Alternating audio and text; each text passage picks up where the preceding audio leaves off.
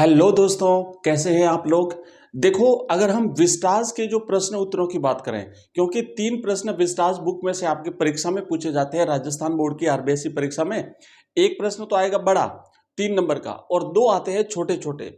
और अगर हम पिछले 3-4 साल का बोर्ड का अगर पेपर हम देखें तो एक पैटर्न समझ में आता है कि कुछ खास टॉपिक में से, कुछ खास पाठों में से ही बोर्ड बार बार वही प्रश्न पूछता है। तो ऐसे इंपोर्टेंट सेलेक्टेड प्रश्न मैं आपके लिए ले आया हूं। टोटल 20 प्रश्न है, उसको हम एक एक देखने वाले हैं। तो ये जो प्रश्न है ना, ये आप पढ़ के चले जाना। बाकी विस्टास बुक में से आपको अगर डिफिकल्टी हो कि भाई इतने सारे पाठों के कौन से प्रश्न तैयार करें, तो ये प्रश्न तैयार कर लो जो सीधे परीक्षा में छपने वाले हैं। आइए एक प्रश्न एक एक करके मैं आपको सब कुछ बता देता हूं। और ये प्रश्न विशेष रूप से हिंदी में भी लिखे हुए हैं और इंग्लिश में भी लिखे हुए हैं, ताकि आपको कोई प्रॉब्लम नहीं हो। देखो, पहला प्रश्न जहां मैंने शॉर्ट लिखा है ना, इसका मतलब है ये छोटा प्रश्न रहेगा, छोटा रहेगा 2 नंबर का। और जहां मैंने लॉन्ग लिखा है वो रहेगा बड़ा प्रश्न, बड़ा रहेगा आपका 3 नंबर का। तो ये एक शॉर्ट प्रश्न है। क्या पूछा गया है कि why did Charlie run away from the third level. Charlie third level से भाग क्यों गया। अब आपने देखा कि भाई चार्ली भागा तो नहीं था, पर याद करो, अगर आपको याद हो कि जब वो टिकट विंडो पे गया था उसके बाद क्या हुआ था उसके साथ, तो आप याद रखना कि Charlie ran away because the clerk cot him giving modern currency notes. क्योंकि जब वो टिकट खरीदने के लिए पैसे दे रहा था ना, तो उसके पास मॉडर्न करेंसी थी और क्लर्क ने उसे पकड़ लिया, देख लिया और उसने कहा, ए भाई कौन से नोट दे रहा है तू मुझे। इन इन 1894 the currency was different and he feared going to jail। क्योंकि वो कल्पना कर रहा है कि वो तो 1894 में जी रहा है और उस समय की करेंसी अलग थी। उस समय का जो पैसा था, रुपए जो थे ना, मुद्रा जो थी ना, वो अलग थी। और अभी उसके पास जो मॉडर्न करेंसी थी वो भिन्न थी। तो उसे लगा कि कहीं मुझे जेल में नहीं डाल दिया जाए, तो उससे बचने के लिए फिर वहां से भागा था। आया याद। इंग्लिश के साथ साथ हिंदी में भी याद कर लो कि क्लर्क को लगा कि चार्ली उसे नकली पैसे दे रहा है। 1894 के समय में जेल जाने के डर से चार्ली वहां से भाग गया था। चलो दूसरा प्रश्न, बहुत ही इंपॉर्टेंट प्रश्न है, केवल एक बार रिवीजन कर लो। लास्ट मिनट रिवीजन चल रहा है हमारा। परिविस्टास से बनने वाले सारे के सारे इंपॉर्टेंट क्वेश्चन शामिल किए हैं। दूसरा एक और शॉर्ट क्वेश्चन, कितने नंबर का, 2 नंबर का। 2 प्रश्न आपको दो दो दो नंबर के आएंगे, ध्यान रखना। अगला क्वेश्चन है कि why does Sam write a letter to Charlie. बताओ भाई, चार्ली का जो साइकेट्रिस्ट फ्रेंड था ना, सैम सैम वेनर, उसने चार्ली को पत्र क्यों लिखा। तो याद करो कि Sam writes the letter to tell Charlie that the third level really exist. कि तीसरा लेवल वास्तव में है। एक्चुअली ये उसकी कल्पना मात्र है, ध्यान रखना, ठीक है ना। लेटर वेटर लिखा नहीं, बट वो खुद कल्पना कर रहा है कि भाई चार्ली गायब हो गया, और नहीं, वो सैम गायब हो गया और सैम ने उसे पत्र लिखा, पत्र पे ये तारीख लिखी हुई है। ये सब उसकी कल्पना है, रियलिटी से बचने की कल्पना है। He invites Charlie and his wife to Galesburg, a peaceful place. और उस लेटर में सैम जो है चार्ली और चार्ली की पत्नी लुइजा दोनों को गैल्सबर्ग में बुलाता है। गैल्सबर्ग एक बहुत ही पीसफुल स्थान था। देखो यहाँ पे कि सैम ने पत्र लिखकर बताया कि थर्ड लेवल सच में है और वह खुद 1894 के गैल्सबर्ग में बहुत मजे कर रहा है, इसलिए तुम 2 टिकट लेकर के तुम और तुम्हारी पत्नी यहाँ पे आ जाओ। वास्तव में जो है वो थर्ड लेवल अस्तित्व में है। अब यहाँ देखो, लॉन्ग प्रश्न लिखा हुआ है। ये लॉन्ग 3 नंबर का आएगा। लॉन्ग का मतलब बहुत ज्यादा लॉन्ग नहीं है, बस इतना सा है, एक लाइन एक्स्ट्रा लिखनी है। क्या लिखा हुआ ध्यान से समझना। प्रश्न है पहले तो कि do you think that the third level was a medium of escape for Charlie. क्या आप सोचते हो कि थर्ड लेवल जो है वो चार्ली के लिए एक बचाव का तरीका मात्र था वास्तविकता से, मतलब एक कल्पना मात्र थी। और अगर आप सोचते हो कि हाँ, तो क्यों, जवाब दीजिए।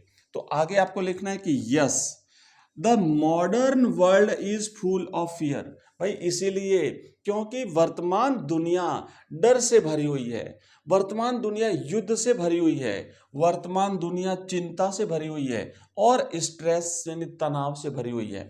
Charlie just wanted a quit and peaceful life. वो केवल एक शांत जीवन जीना चाहता था, इन समस्त परेशानियों से बच करके एक पीसफुल लाइफ जीना चाहता था। So his mind created the third level, इसीलिए उसके दिमाग ने थर्ड लेवल क्रिएट कर दिया। किसके रूप में? As a medium of escape to the peaceful year of 1894। बस उसे लगा कि मैं 1894 में जी रहा हूं। 1894 एक ऐसा समय था जहां पर ना कोई युद्ध था, ना कोई भय था, न किसी प्रकार का कोई डर था, बिल्कुल शांत। लोग आराम से अपने अपने घरों में रहते थे, बड़े बड़े मकान हुआ करते थे। वो गैल्सबर्ग की कल्पना करता है, गैल्सबर्ग इलिनॉइस में है।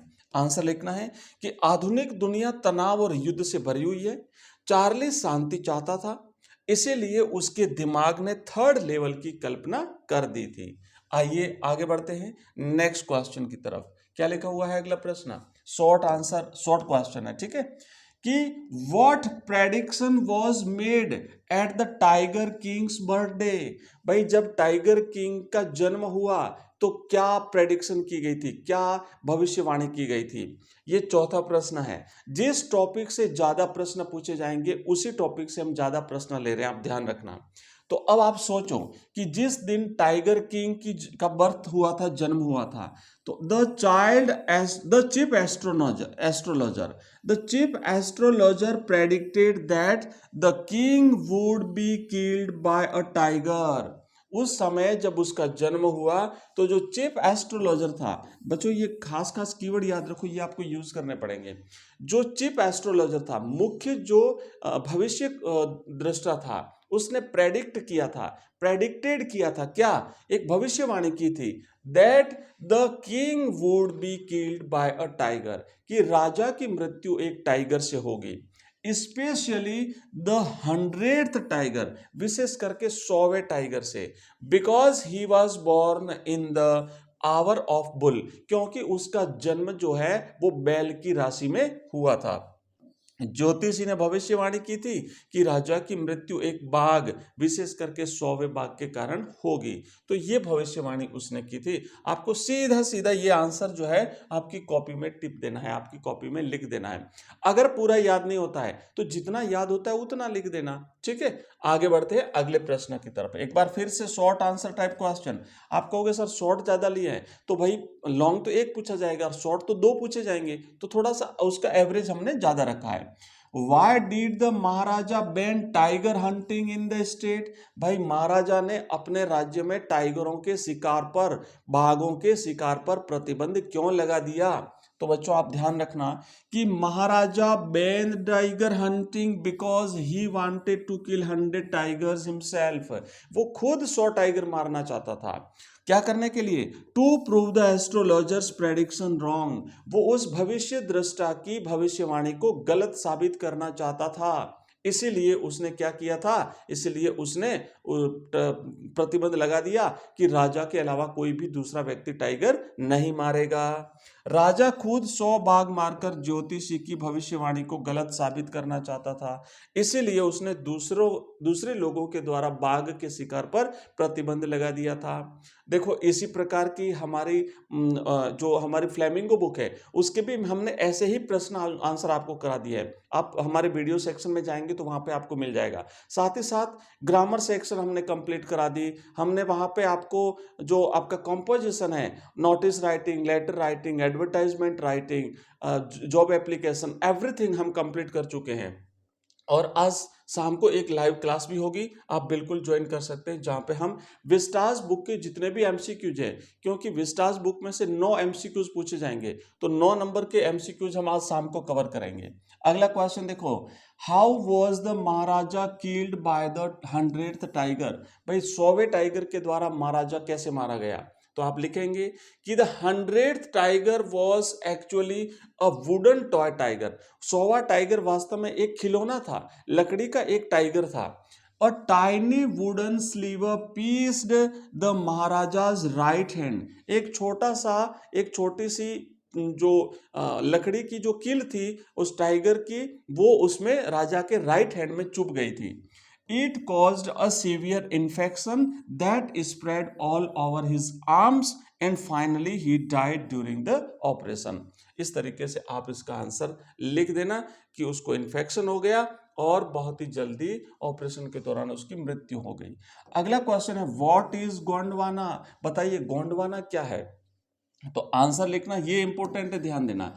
ये जो है ना on the end of the earth chapter जो है इंपॉर्टेंट चैप्टर है कि Gondwana was a giant southern super continent that existed 650 million years ago, जो 650 मिलियन वर्ष पहले अस्तित्व में था। क्या था ये? Southern super continent. इतना याद रखना, जायंट भी याद रखना क्योंकि विशाल था। साउदर्न सुपर कॉन्टिनेंट था भाई, जो 650 मिलियन वर्ष पहले अस्तित्व में था। India and Antarctica were part of it, Bharat और अंटार्कटिका दोनों इसी के भाग थे।